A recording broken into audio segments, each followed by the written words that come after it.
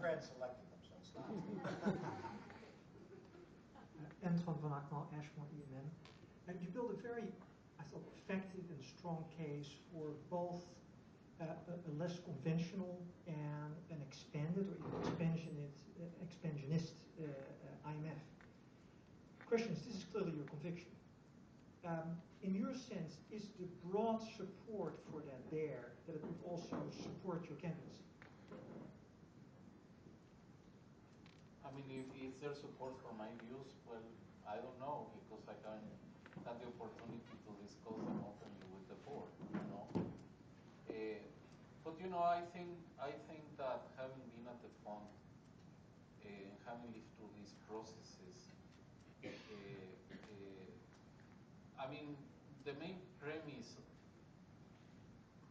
for me is to have a strong institution. And we have seen the costs of not having a strong IMF. And therefore, if it's a matter of spending 100 million more a year to prevent major crises, I think it's a huge, it has an internal rate of return that is huge. And you know, I certainly associate a lot of the, I mean, here at some point in this room, one of the undersecretaries, In the Bush administration. In the Bush administration, said that the fund was sleeping behind the wheel. And I think in some instances the fund was doing that because it didn't have enough staff, no? Or the staff was spread too thin, no? And you can see it, I mean, when you see the different missions going through different countries, the people who go, the rotation is very high. The people you get in the missions are really not, they're not experts, no? They're doing many countries at the same time. So the degree, the level of debate you can have with them is not optimal, no? Now, yes, it's important to save resources, no?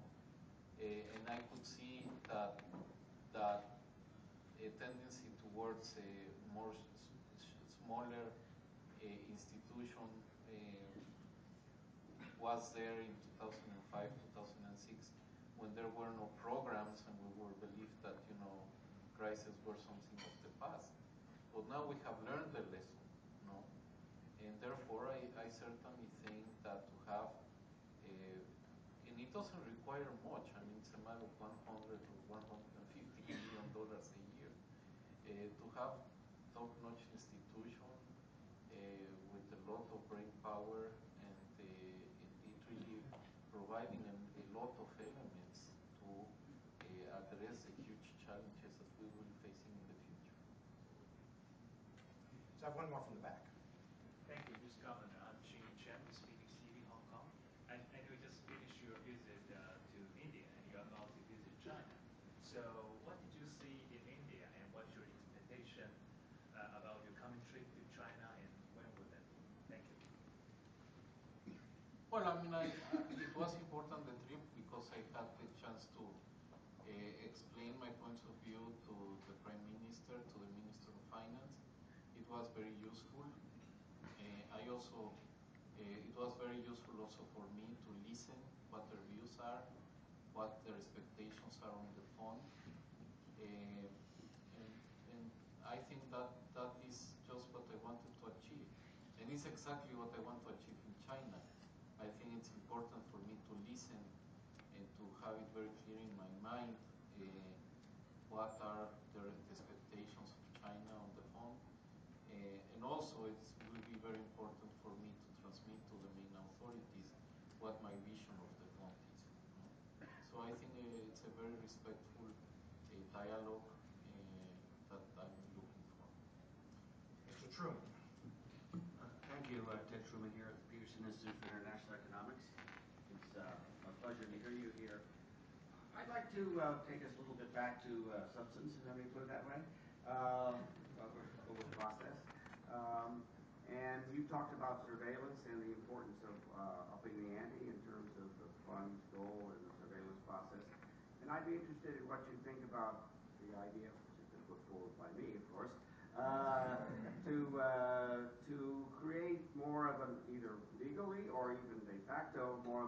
obligation on members to think in terms of the global economic and financial stability. An obligation that doesn't exist today, since most members are committed only to running their own business in a balanced way. The question is whether there should be an obligation on the general membership, each individual member, to think in terms of the global economic and financial stability. Well, it looks good on paper, Ted, but I just don't see how it will get done in reality. You know?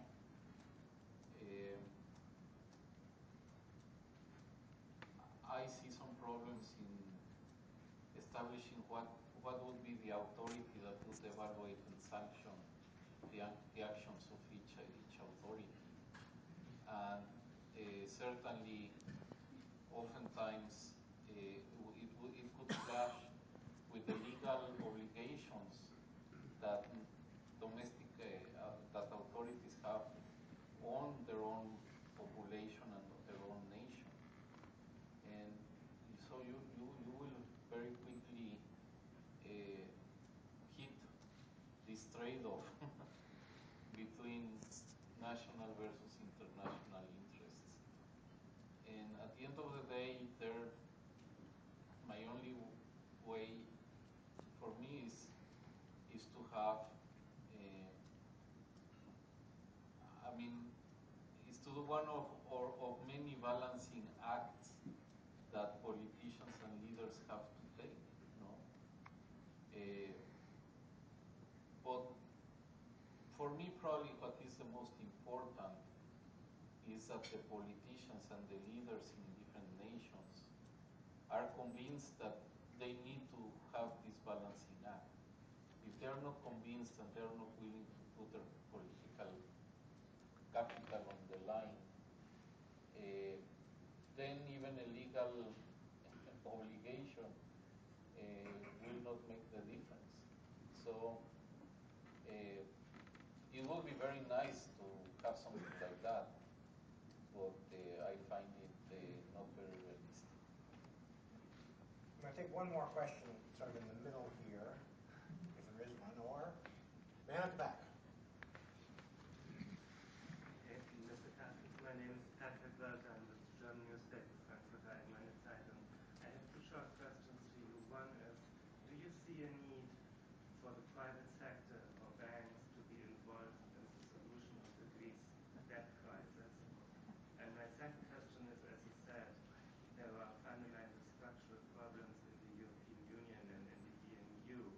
But where do you see these problems in a general point of view? I mean, there are a lot of people in Germany or in Europe arguing that the EMU, right from the beginning, was flawed because it brought together so many different countries and different stages of development. Well, as I said already, in terms of public sector involvement in the Greece situation, is something that the fund and the authorities and the European Union, it's an evaluation they need to make. As I already said, in any crisis resolution, fund assistance need to be considered in combination with the domestic policy measures that need to be taken, and probably this is the most important part. I mean, it's generally understood that a crisis situation will be solved only if countries take the tough decisions. And the only thing that the fund can do and other stakeholders can do is to make it easier for the authorities to take these tough situations. But, you know, there is no way to avoid those decisions. Now, the balance in this case should be established by the ones who are involved in these negotiations. Now, what are the I won't say the flaws, but the challenges that Europe has as a whole? Well, is that once you don't have independent monetary policy, you don't have independent exchange rate policy, you need a lot of flexibility in the labor market, you need to enhance competitiveness, and you need to assure fiscal sustainability. It's something that we knew since then.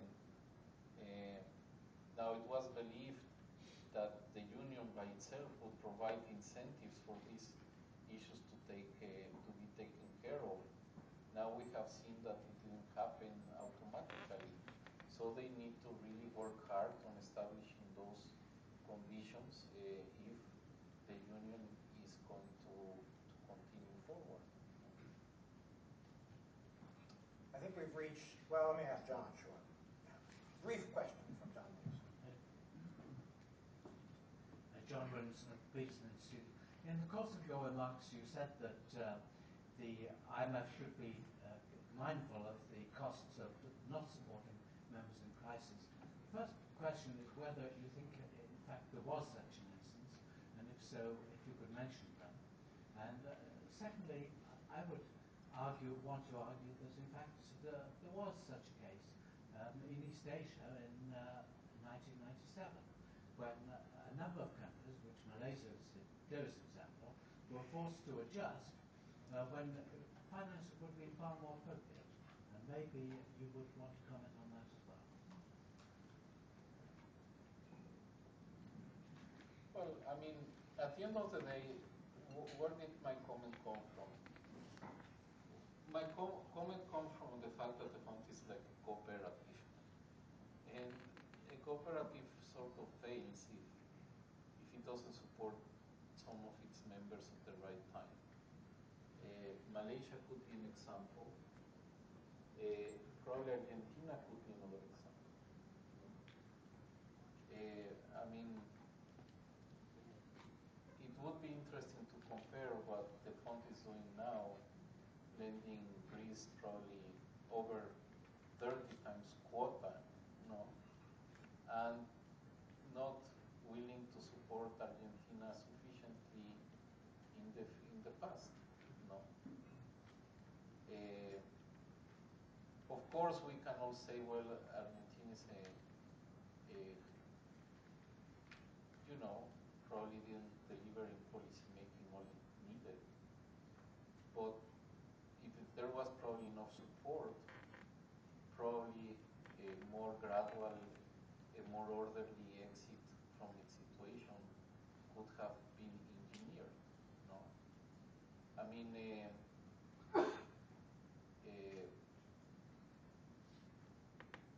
and what are the costs? Well, the cost is that to engage right now with Argentina is very difficult from a fund point of view. Argentina hasn't had an Article 4 for I don't know how many years.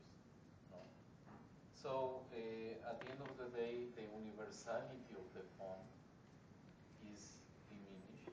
The willing of all these countries to engage with the fund is diminished.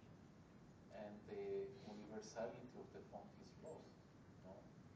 And I think those have costs both at the institutional level and at the country level. Very good. Well, I think we've reached the bewitching hour. I do have, however, one piece of advice for Agustín, and I think for all Mexicans. There is this tendency when you're speaking and you want to emphasize a point or indicate assent, you say no. Now, as an old employee of Ronald Reagan, I was always taught, you want to be on the positive side. So you need to say yes, rather